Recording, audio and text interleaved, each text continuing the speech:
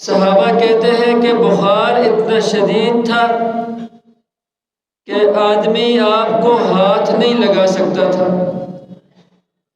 اتنا زیادہ بخار کی شدت تھی۔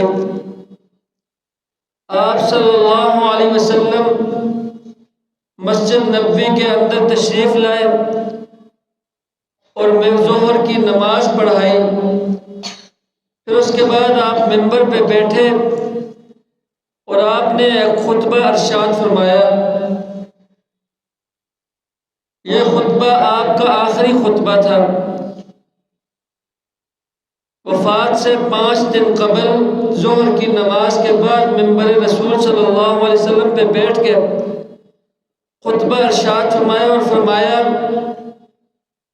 کہ ایک بندہ ہے جس کو اللہ نے اختیار دیا ہے کہ تجھے اختیار ہے کہ تو دنیا میں رہنا چاہتا ہے تو دنیا میں رہ، اور میرے پاس آنا چاہتا ہے تو میرے پاس آ جا۔ نبی کریم صلی اللہ علیہ وسلم نے خطبہ کا جو شروع تھا وہ یہاں سے فرمایا کہ ایک بندے کو اللہ نے اختیار دیا ہے۔ کسی ایک بندے کا ذکر کر رہے ہیں، نام نہیں لیا، کہ اللہ نے اختیار دیا ہے اگر چاہے تو میرے پاس آ جا اور اگر چاہے تو دنیا میں رہ لے۔ تو اس بندے نے آخرت کو اختیار کر لیا ہے۔ جب یہ بات کہی تو مسجد میں صحابہ کرام موجود تھے، تو ایک کونے سے ایک شخص کے رونے کی اور سسکیاں بھرنے کی آواز آئی۔ تو جب دیکھا تو وہ حضرت ابوبکر صدیق رضی اللہ تعالی عنہ ہے۔ صحابہ کرام نے دلوں میں سوچا کہ نبی علیہ السلام تو ایک شخص کا تذکرہ کر رہے ہیں کہ اس شخص کو اللہ نے اختیار دیا ہے کہ دنیا اور آخرت میں سے جہاں پہ رہنا چاہتا ہے اس کو اختیار کر لے، اور اس آدمی نے آخرت کو اختیار کر لیا۔ تو حضرت ابوبکر صدیق کیوں رو رہے ہیں؟ تو بعض صحابہ نے حضرت ابوبکر سے پوچھا کہ حضرت آپ کیوں رو رہے ہیں؟ نبی کریم صلی اللہ علیہ وسلم نے تو کسی کا نام نہیں لیا۔ تو حضرت ابوبکر صدیق رضی اللہ تعالی عنہ جو نبی کریم صلی اللہ علیہ وسلم کے دوست بھی تھے، یار بھی تھے، سسر بھی تھے اور رازدار رسول بھی تھے، ان نے فرمایا کہ تمہیں سمجھ نہیں آئی؟ نبی کریم صلی اللہ علیہ وسلم اپنی ذات کے بارے میں بتا رہے ہیں کہ اللہ نے نبی کو اختیار دیا ہے کہ اگر چاہے تو دنیا میں رہ لے، اور اگر دنیا سے دل بھر گیا ہے تو پھر میرے پاس آ جا۔ اور نبی علیہ السلام نے آخرت کو اختیار کر لیا۔ گویا کہ نبی علیہ السلام ہم سے جدا ہونے والے ہیں، اس لیے میں رو رہا ہوں۔ تو حضرت نبی کریم صلی اللہ علیہ وسلم کے کانوں میں آواز پہنچی ابوبکر رضی اللہ تعالیٰ عنہ کے رونے کی۔ اب آپ نے اپنے خطبے کو رخ تبدیل کر دیا، کہنا کچھ اور چاہ رہے تھے، بتانا یہ چاہ رہے تھے کہ اللہ نے اختیار دیا بندے کو دنیا یا آخرت میں سے کسی کو پسند کر لو۔ اس بندے نے اللہ کو پسند کر لیا۔ کہنا یہ چاہ رہے تھے، لیکن حضرت ابوبکر کے رونے کی وجہ سے اللہ نے اپنے نبی علیہ السلام نے اپنے خطبے کا رخ تبدیل کر کے حضرت ابوبکر کے فضائل کو بیان کرنا شروع کر دیا، اور فرمایا کہ اے میرے صحابہ، کسی کا مجھ پر کوئی احسان نہیں ہے۔ اگر کسی کا مجھ پہ احسان تھا تو میں نے ان کا احسان چکا دیا۔ حضرت علی رضی اللہ تعالیٰ عنہ کے احسان تھے تو ان کا بدلہ دے دیا کہ ہجرت کی رات میرے بستر پہ حضرت علی سوئے تھے، اور خیبر کو بھی فتح کیا تھا، غزوہ بدر میں بھی اپنے تلوار کے چور دکھائے تھے، احد خندق میں ہر جگہ۔ تو حضرت علی رضی اللہ عنہ نے جو احسانات کیے تھے ان کا بدلہ میں نے اپنی لخت جگر فاطمہ کو دے کے ان کا بدلہ چکا دیا۔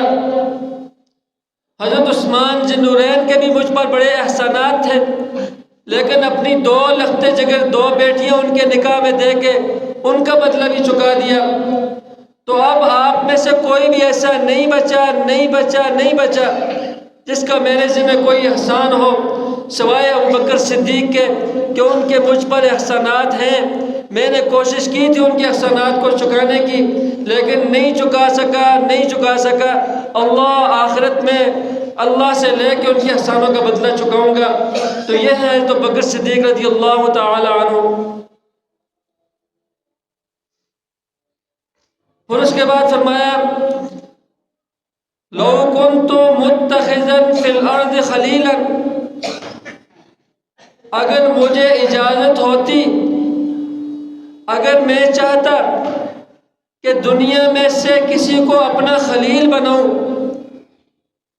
تو لاتخذت خلیلا ابا بکر، تو میں ابو بکر صدیق کو اپنا خلیل بناتا، لیکن مجھے خلیل بنانے کی اجازت نہیں ہے، اس لیے کہ میرا دل، اس دل کے ہر ذرے میں، ہر گوشے میں، دل کے ہر کونے میں، ہر خطرے میں اللہ کی ذات رچی اور بسی ہوئی ہے کہ اس دل میں اللہ کے علاوہ کوئی نہیں آ سکتا۔ اگر مجھے میرے دل میں تھوڑی سی بھی جگہ ہوتی تو میں ابوبکر کو اپنا خلیل بناتا۔ اب خلیل کسے کہتے ہیں؟ خلیل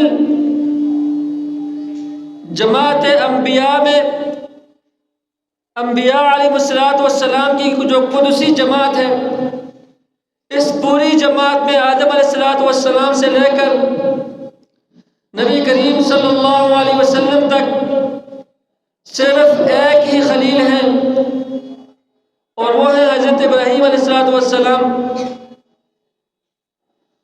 حضرت ابراہیم علیہ السلام کے بارے میں اللہ نے فرمایا وَاتَّخَذَ اللَّهُ إِبْرَاهِيمَ خَلِيلًا، کہ اللہ نے ابراہیم کو خلیل بنا لیا ہے۔ تو ساری انبیاء کی جماعت میں صرف ایک خلیل ہے اللہ کے، وہ ابراہیم علیہ السلام ہیں۔ اب ابراہیم علیہ السلام سے کسی نے پوچھا کہ آپ اللہ کے خلیل کیسے بنے؟ حضرت ابراہیم علیہ السلام نے فرمایا کہ میں خلیل اللہ کا اس لیے بنا کہ اللہ رب العزت کا خلیل اس لیے بنا کہ اللہ نے فرمایا کہ اے ابراہیم اپنی جان میرے حوالے کر دے، بذلت نفسی للنیران۔ خلیل کیوں بنا؟ بذلت نفسی للنیران وولدی فی القربان ومالی للزیفان۔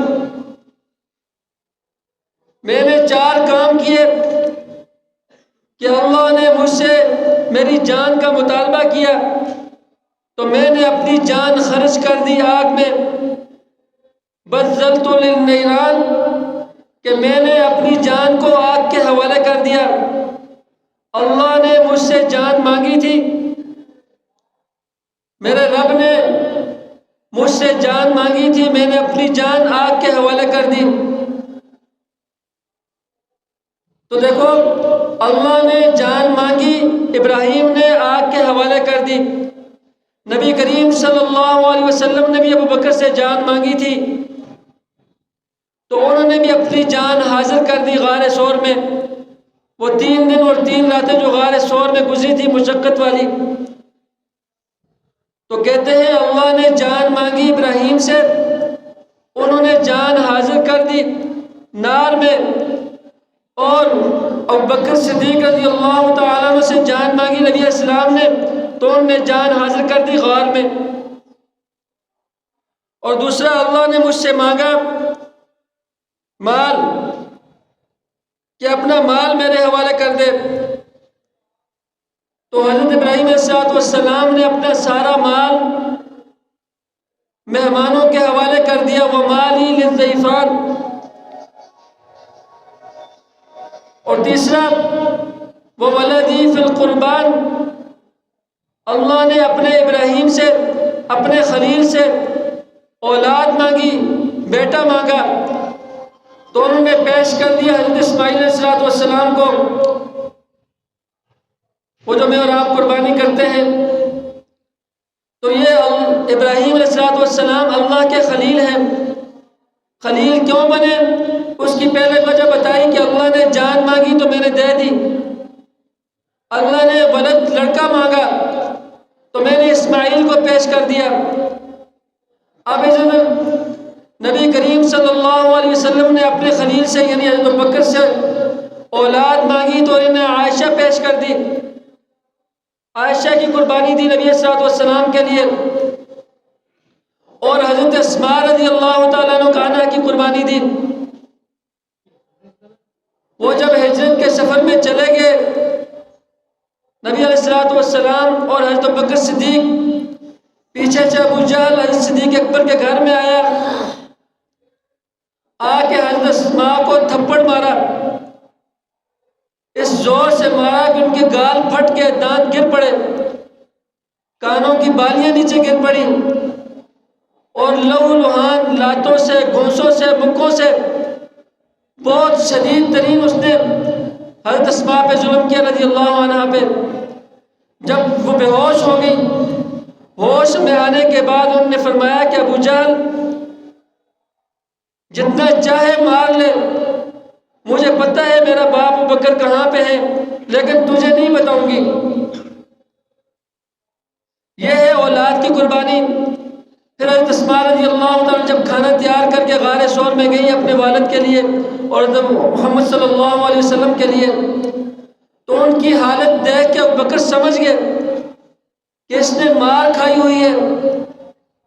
جب پوچھا اپنی بیٹی اسماء سے کہ کس نے مارا، تو انہوں نے فرمایا، حضرت اسماء نے فرمایا کہ ابا جان مجھے ابو جہل نے مارا اور بہت شدید ترین مار دی اس نے مجھے۔